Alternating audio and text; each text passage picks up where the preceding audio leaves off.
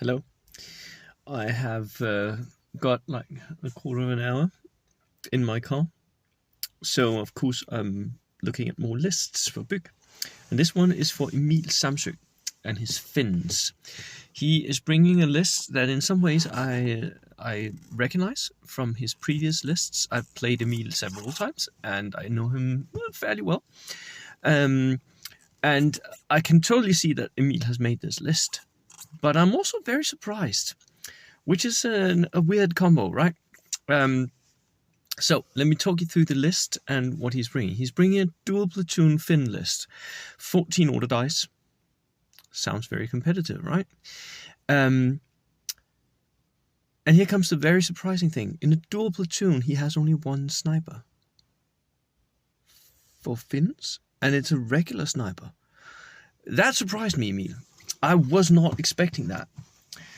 But what he is bringing is a horde of infantry, most of it regulars. So he has 2 lieutenants, not very interesting. He has 2 mortars, medium mortars, spotters, and the sniper. And then all of his infantry. He has 6 units, 6 of continuation war infantry. 6 men in each, because Finns, you know how that works, right? When Finns go down to half, they upgrade. So what will happen is, if you don't kill his units in one round of firing, as soon as they reach 3 men, they will become veterans. Very clever. I see what you're doing, Emil. That's very, very clever. I like it a lot. And these continuation war squads all have 2 Panzerfausts.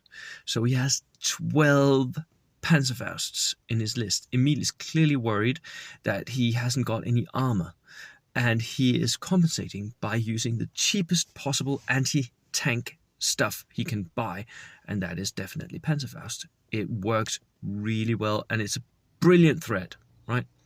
Maybe not go out so much and hunt tanks, but threaten them away from you and let your rifles do the work. Because with 6 times 6 men rifles, that's a lot of rifle shots. And on top of that, Emil has bought my favorite Finn troops of all time, the Sissy Squads. They are brilliant because they have that Master of the Hunt rule, so which means that if you advance the Sissy Squad, they can go into ambush. And from ambush, the Finns shoot at +1. So he has 3 squads of 6-man sissies. And I'm guessing, and these are all veterans, by the way, and Emil has upgraded them with tough fighters. So even if you want to, you don't want to charge them, right? Because they're tough fighter. Emil is going to stay in cover. He's going to get that bonus. He's going to fight simultaneously with you. Even close combat troops, like I usually run, would hesitate to take that fight against tough fighter veterans. It's not really fun.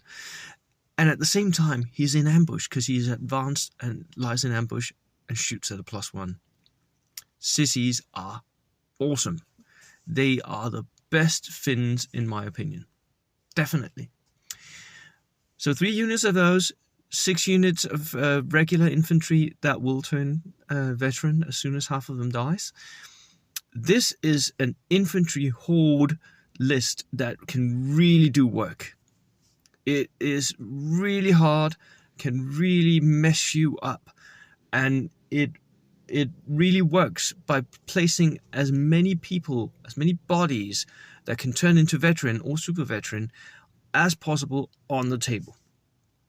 And then exploiting the Finnish rules for when you turn into veterans or when you or the +1 from ambush, right? Those 2 rules will really work out well. So I was very surprised, Emil.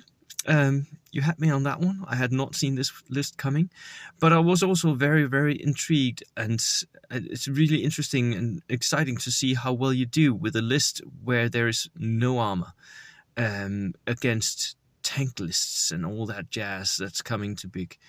It'll be really interesting. I think one of the things that you have to be aware of is enemy multi-launchers. Enemy multi-launchers is going to be a problem for you, because with that many units, you are going to have to clump up somehow. And that will be multi-launcher bait, right? So I'm interested to see how you do against that as well. Cheers. Bye.